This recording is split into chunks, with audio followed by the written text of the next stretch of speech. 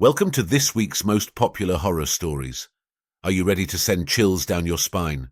This week, we've gathered the spookiest, most bone-chilling tales that have kept everyone talking.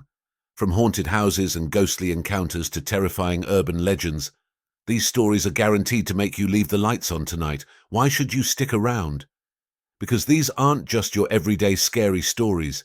These are the tales that have gripped horror fans across the globe, making them scream, shiver, and share with their friends. So grab a blanket, turn down the lights, if you dare, and let's dive into this week's most terrifying stories. Brace yourself. It's about to get scary. Death. Story number 1, The Haunting of Room 347. Source. This chilling tale surfaced on Reddit's popular horror forum r/nosleep and quickly went viral, leaving thousands of readers uneasy. Plot. The story follows a traveling salesman who checks into a small roadside motel only to be assigned room 347, a room with a dark past.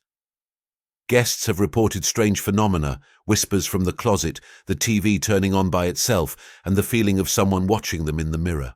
Determined to prove the rumors false, the salesman records his stay. What he captures on his phone is horrifying, a shadowy figure standing behind him even when he's alone. What makes it scary? The story taps into the universal fear of being alone in an unfamiliar place, yet not truly alone. The detailed descriptions of the eerie occurrences make readers feel like they're living the nightmare themselves. Reactions. Viewers on Reddit couldn't stop commenting, "I'm never staying in a motel again. Ever. This gave me goosebumps. I had to turn the lights back on halfway through." Anyone else check their closet after reading this? Just me? This story proves that the most terrifying horrors aren't always in dark forests or haunted mansions. They could be waiting for you in the next room you book.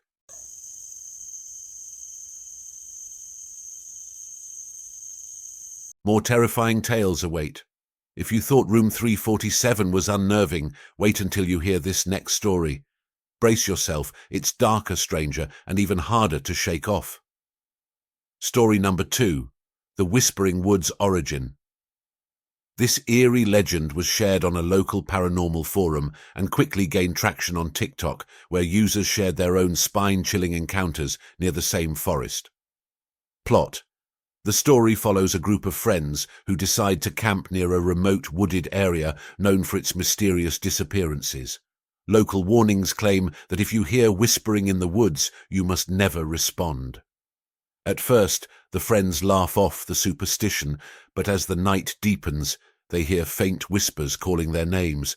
One of them, unable to resist, whispers back and vanishes without a trace. The remaining friends flee, but not before catching a glimpse of a shadowy figure watching them from between the trees. What makes it disturbing, the creeping sense of helplessness and the idea of something ancient and predatory lurking just out of sight, is what makes this story truly terrifying. The thought that the woods themselves could be alive and malevolent leaves readers questioning whether the outdoors are safe at all. Reactions. I can still hear the whispers in my head. This one got under my skin. I love camping, but you better believe I'll never go near those woods now. This feels too real. I swear I've been to a forest like that before. This tale reminds us that sometimes the scariest thing isn't what you see, but what you hear, and what you can't explain.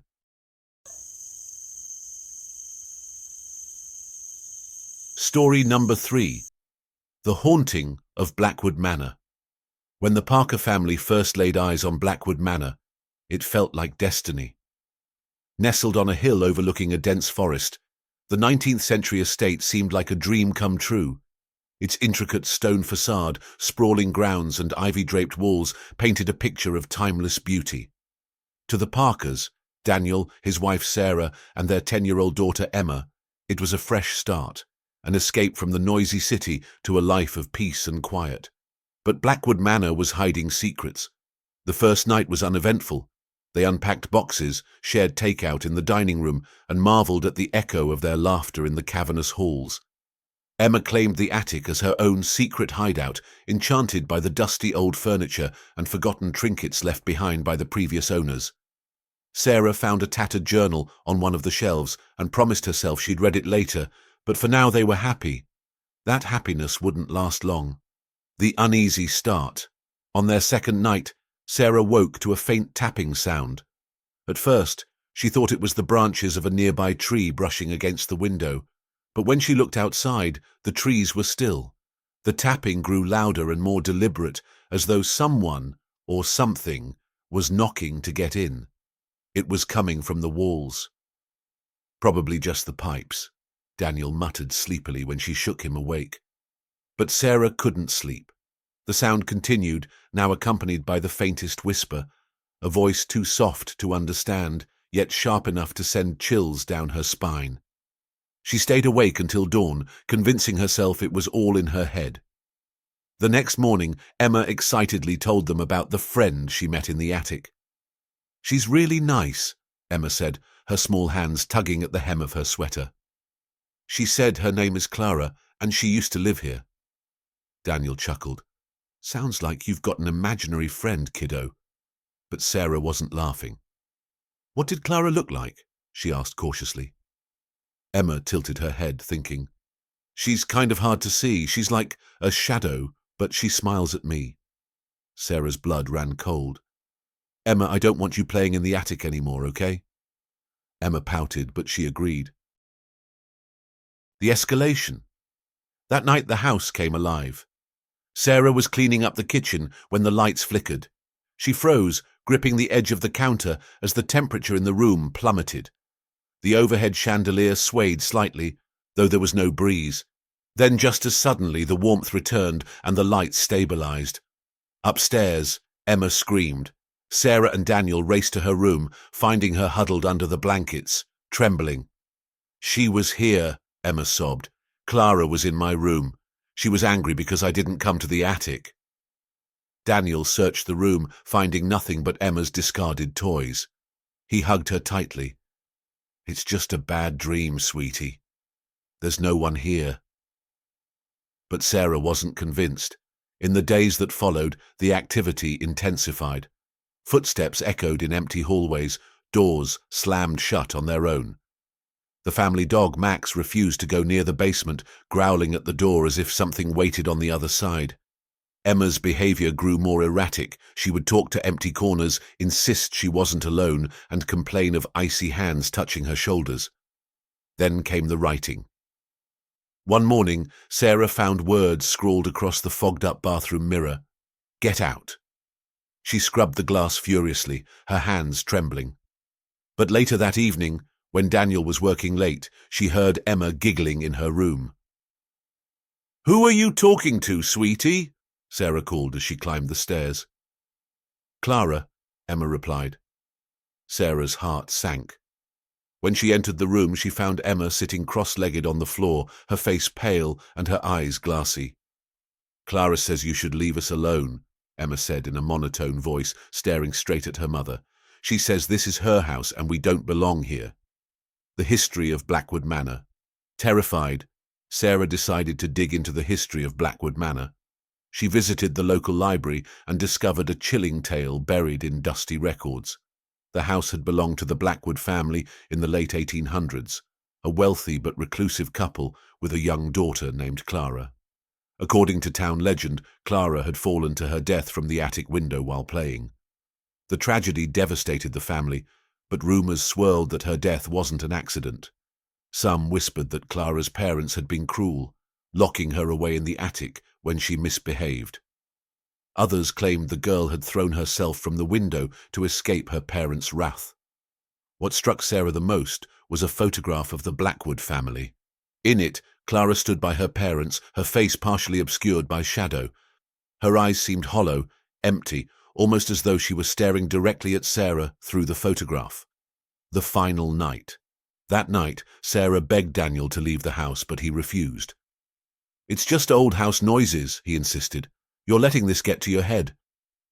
But even he couldn't explain what happened next. As they sat in the living room, trying to relax, the temperature dropped suddenly. The lights flickered, then went out completely. The room plunged into darkness. "Stay here," Daniel whispered, reaching for a flashlight. But before he could move, a guttural groan echoed through the house. It wasn't human. It came from everywhere and nowhere, reverberating through the walls. Emma screamed from upstairs. They raced to her room, only to find her standing in the center, her arms outstretched, staring at the attic door. The door creaked open slowly, revealing nothing but darkness beyond. "She's waiting," Emma said in that same monotone voice. "She wants us to see her." The flashlight flickered in Daniel's trembling hands. Shadows began to crawl along the walls, twisting and writhing as if alive. A cold wind howled through the room, though every window was shut. "Emma! Come here!" Sarah shouted, but Emma didn't move. Suddenly, Clara appeared, a dark, translucent figure with hollow eyes and a gaping mouth. Her hand reached for Emma. "No!" Sarah screamed, grabbing Emma and pulling her back just as Clara let out a deafening shriek. The room exploded with noise. Furniture toppled, glass shattered, and the shadows closed in. The escape. Daniel didn't need convincing anymore. Grabbing Emma and Sarah, he bolted for the front door. The family tumbled outside into the cold night air, their breaths visible in the moonlight. Behind them, the manor loomed, its windows glowing faintly. The shadow of a young girl watched them from the attic, her hollow eyes unblinking. The Parkers left Blackwood Manor that night, never to return. Months later, the manor was put up for sale again. Prospective buyers noted its beauty, but mentioned the same peculiar feeling, the sense of being watched. And in the attic, Clara waits, smiling faintly at those who dare to enter her domain.